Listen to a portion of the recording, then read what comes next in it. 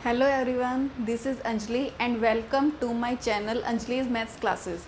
तो स्टूडेंट्स, आज जो हम यहाँ पर टॉपिक करने वाले हैं वो चैप्टर सेट्स है। चैप्टर सेट की हमने एक्सरसाइज 1.1 की इंट्रोडक्शन और उसकी एक्सरसाइज हमने अपनी पिछली वीडियोस में कंप्लीट की है। तो इसीलिए अगर आपने मेरी पिछली वीडियोस नहीं देखी हैं तो प्लीज़ एक बार पिछली वीडियोस को देख लो। आज जो हम यहाँ पर टॉपिक करने वाले हैं वो है एक्सरसाइज 1.2 की इंट्रोडक्शन।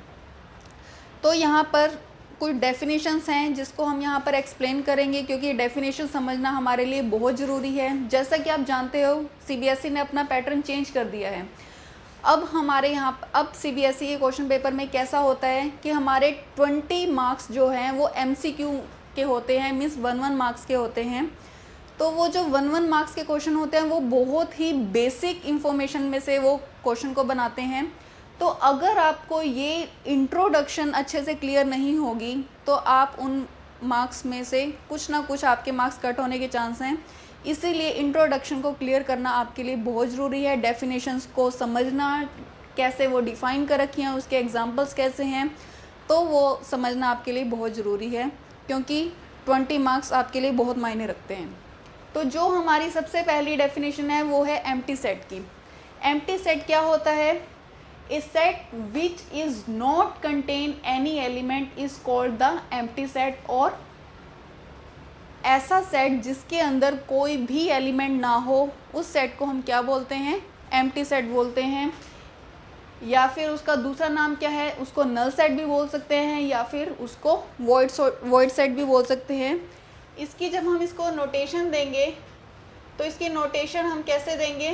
जैसे ए सेट हमने अगर एम्प्टी सेट शो करना है तो हम उसको एम्प्टी ही शो करेंगे, उसके बीच में कोई भी एलिमेंट नहीं आएगा। अगर आप उसको ऐसा रिप्रेजेंट कर देते हो कि ये आपने उसमें ज़ीरो लिख दिया तो ये आपका एम्प्टी सेट नहीं होगा। इसका मतलब ये होगा कि ये एक ऐसा सेट है जिसके अंदर एक एलिमेंट है, वो एलिमेंट हमारा क्या है? ज़ीरो है। तो इसीलिए ये नोटेशन इसकी रॉन्ग होगी।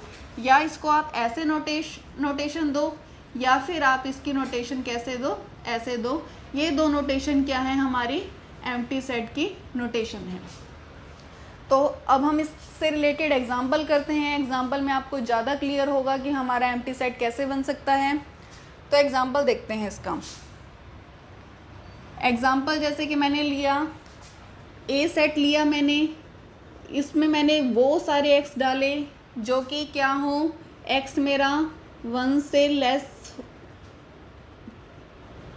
से ग्रेटर हो और 2 से लेस हो।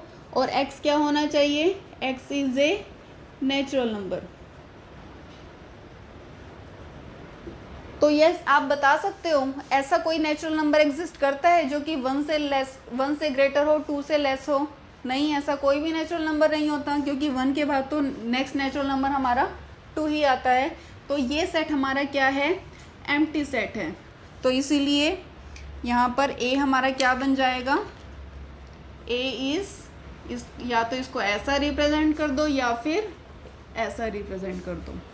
ठीक है, तो हमारी फर्स्ट डेफिनेशन हमने कर ली है। आई होप आपको ये डेफिनेशन क्लियर हो गई होगी। अब हम अपनी सेकंड डेफिनेशन पे आते हैं। सेकंड डेफिनेशन है हमारी फाइनाइट सेट।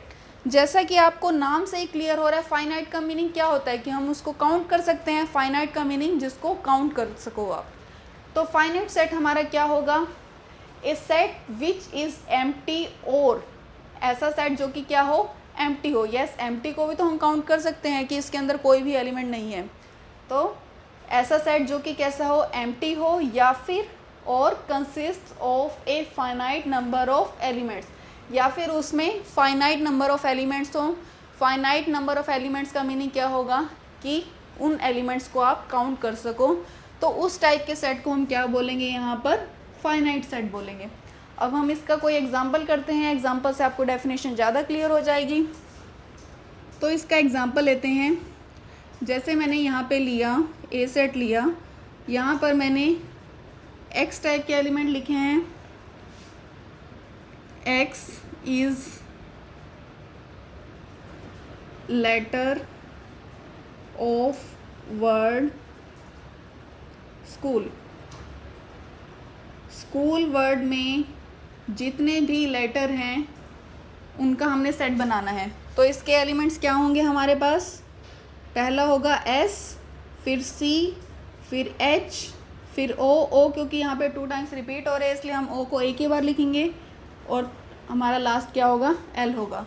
तो क्या आप इन एलिमेंट्स को काउंट कर सकते हो इसमें कितने एलिमेंट्स हैं? तो कितने हैं देखो, 1 2 3 4 5, यानी कि यहाँ पर नंबर ऑफ़ एलिमेंट्स कितने हैं? नंबर ऑफ़ सेट ए कितने हैं? यहाँ पर हमारे 5 हैं। तो जिनको हम काउंट कर सकते हैं वो हमारे क्या हो जाएंगे?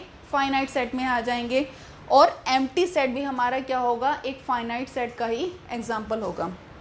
उसके बाद नेक्स्ट डेफिनेशन आती है हमारी इनफाइनाइट सेट। जैसे कि फाइनाइट सेट के नाम से ही पता चल रहा था कि फाइनाइट सेट क्या होता है, ऐसे ही इनफाइनाइट सेट के भी नाम से पता चल रहा है ऐसा सेट जिसके एलिमेंट्स को हम काउंट ना कर सकें उसको हम क्या बोलेंगे? इनफाइनाइट सेट बोलेंगे। तो इसकी डेफिनेशन क्या बनेगी? A set which consists of finite number of elements. ऐसा सेट जिसके अंदर इनफाइनाइट नंबर ऑफ एलिमेंट्स हों उसको हम क्या बोलेंगे? Is called infinite set. उसको हम इनफाइनाइट सेट बोलेंगे। अब इसका एग्जांपल करते हैं, क्योंकि कोई भी डेफिनेशन को जब तक हम उसके एग्जांपल से क्लैरिफाई ना करें तब तक वो डेफिनेशन हमें पूरी तरह क्लियर नहीं होती है। तो इसका एग्जांपल देखेंगे। इसका एग्जांपल क्या बनेगा? जैसे मैं यहाँ पे लेती हूँ, मैंने ए सेट बनाया है जहाँ पर एक्स टाइप के एलिमेंट हैं।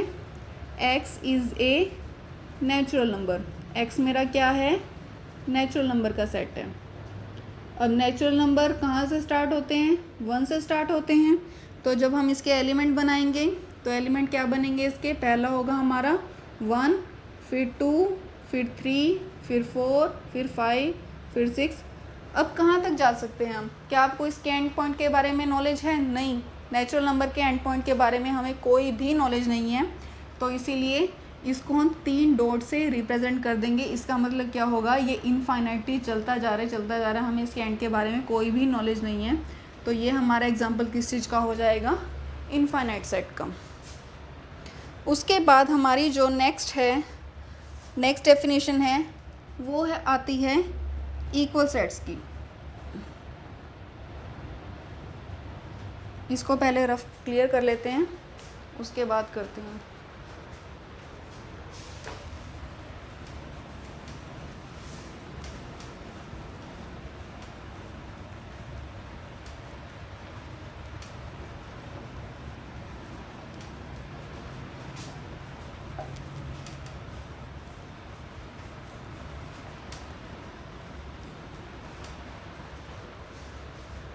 उसके बाद नेक्स्ट डेफिनेशन आती है हमारी इक्वल सेट्स की।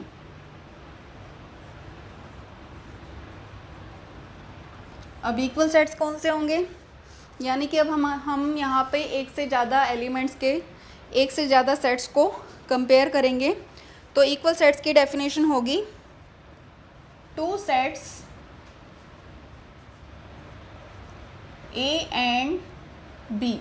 2 सेट हैं यहाँ पर हमारे ए और B, are said to be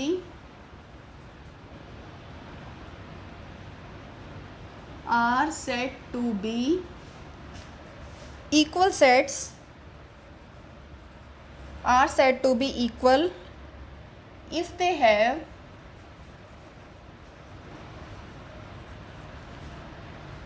exactly the same elements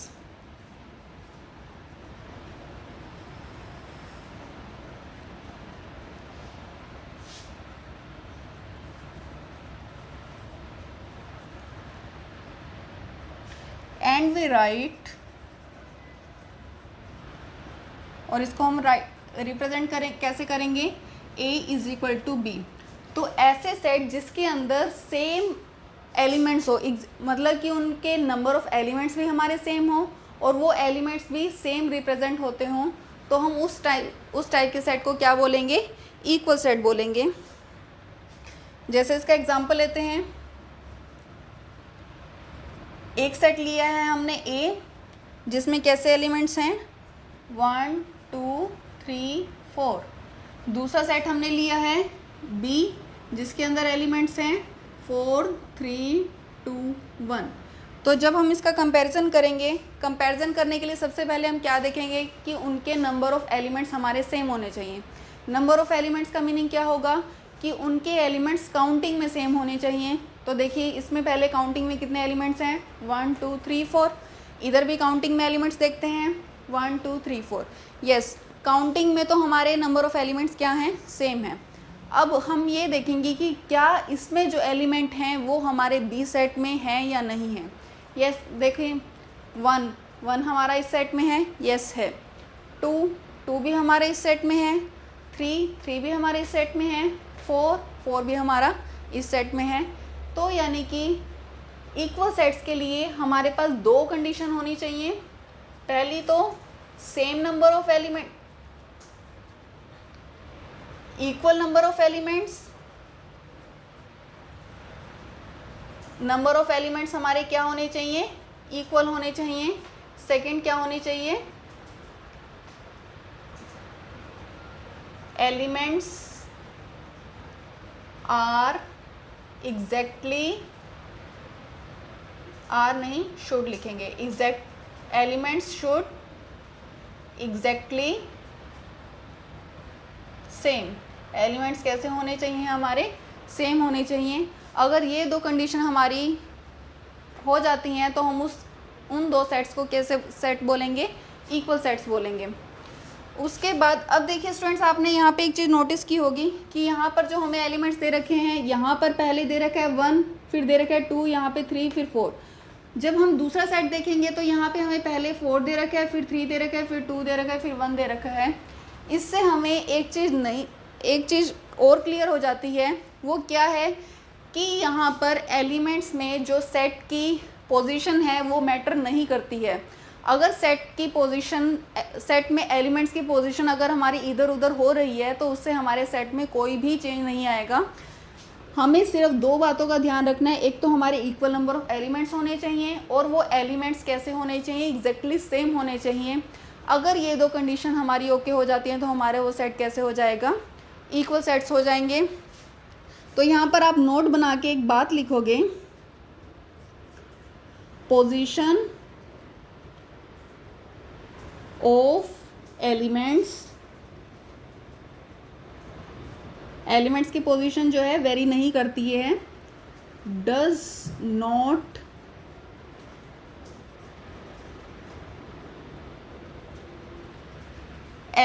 position of elements does not very in the set.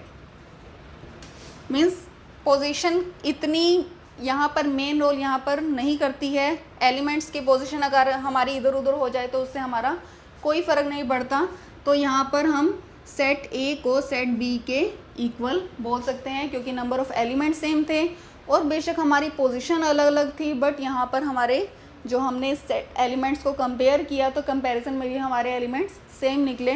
तो इसलिए यहाँ पर सेट ए किसके इक्वल हो जाएगा, सेट बी के। उसके बाद जो नेक्स्ट डेफिनेशन आती है वो आती है हमारी इक्विवेलेंट सेट की।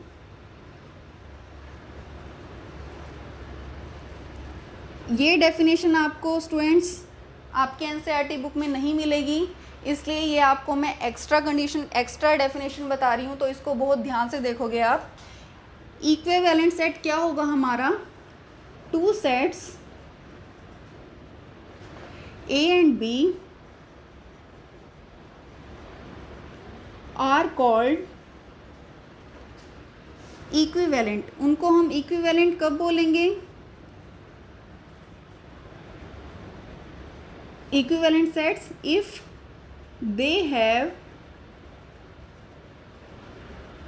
ओनली सेम नंबर ऑफ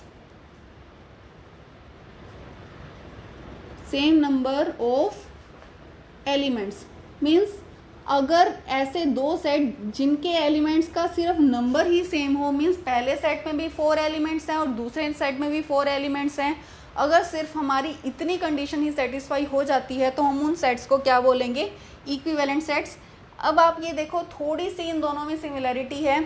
यहाँ पर अगर इन दो सेट्स का हम कंपैरिजन करें, इन दो डेफिनेशंस की कंपैरिजन करें, इक्वल सेट्स में ये वाली कंडीशन के साथ एक और कंडीशन भी थी कि उन एलिमेंट्स का सेम होना भी ज़रूरी है। बट यहाँ पर हमारे पास सिर्फ इक्वल सेट्स की सिर्फ एक ही कंडीशन है। वो कंडीशन क्या है कि उन एलिमेंट्स जो हम यहाँ पर दो सेट्स को कंपेयर करेंगे उनका सेम नंबर ऑफ एलिमेंट्स होना ज़रूरी है। तो एग्जांपल देते हैं, एग्जांपल से आपको ज़्यादा क्लियर हो जाएगा। जैसे मैंने ए सेट लिया, नंबर ऑफ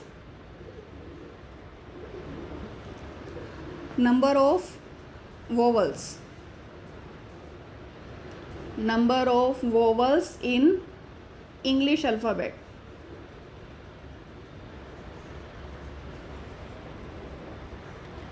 तो हमारे नंबर ऑफ वोवल्स कौन कौन से होंगे? ए, ई, आई, ओ, यू। ये हमने एक सेट ए बना लिया। उसके बाद सेट बी जो हम बनाएंगे वो हमने क्या बना लिया? मान लो सेट बी में मैंने वो नेचुरल नंबर लिए हैं, कहाँ से लेके कहाँ तक? 1 से लेकर 5 तक। तो बी सेट हमने बनाया है। यहाँ पर इसमें वो सारे एक्स आएंगे जहाँ पर हमारा x is a natural number 1 से लेकर 5 तक। तो देखिए यहाँ पे इक्वालिटी डाली हुई है, तो यानी कि 1 और 5 को हमने लेना है। तो यहाँ पे हमारे एलिमेंट्स कौन से बनेंगे? 1, 2, 3, 4, 5। अब देखिए यहाँ पे हमारे क्या है? Elements, number of elements count करो कितने हैं? 1, 2, 3, 4, 5। यहाँ पर भी हमारे नंबर ऑफ़ एलिमेंट्स कितने हैं? 1, 2, 3, 4, 5। तो यहाँ पर हमारे नंबर ऑफ़ एलिमेंट्स क्या हैं? सेम है। तो इसीलिए क्या होगा? ये हमारा A is equivalent to, set A is equivalent to set B, यानी कि सेट A हमारा सेट B के इक्विवेलेंट है। तो अगर आपने कंपैरिजन करना हो तो हम यहाँ पर क्या कंपैरिजन कर सकते हैं? एवरी इक्वल सेट, नोट लिखेंगे यहाँ पर, इम्पोर्टेंट चीज़ है ये भी आपके लिए। Every equal set is always equivalent set. जो भी आपका इक्वल सेट होगा वो आपका इक्विवेलेंट सेट होगा। यस, ऑब्वियस है ये। तो इक्वल सेट में तो हमने दो कंडीशन ले रखी थी कि उसके नंबर ऑफ एलिमेंट्स सेम होने चाहिए और एलिमेंट्स भी आपके एग्जैक्टली सेम होने चाहिए। तो यानी कि, और यहाँ पर तो हमें सिर्फ एक ही कंडीशन फुलफिल करनी है। तो जो भी सेट आपका इक्वल सेट होगा वो ऑब्वियसली आपका इक्विवेलेंट सेट होगा ही होगा। बट आपका हर एक इक्विवेलेंट सेट इक्वल सेट नहीं हो सकता। तो ये थी हमारी एक्सरसाइज 1.12 की इंट्रोडक्शन। तो स्टूडेंट्स, अगर आपको मेरी वीडियो पसंद आई हो तो प्लीज़ इसे लाइक करो, सब्सक्राइब करो और अपने फैमिली एंड फ्रेंड्स के साथ इसे ज़्यादा से ज़्यादा शेयर करो। Thank you.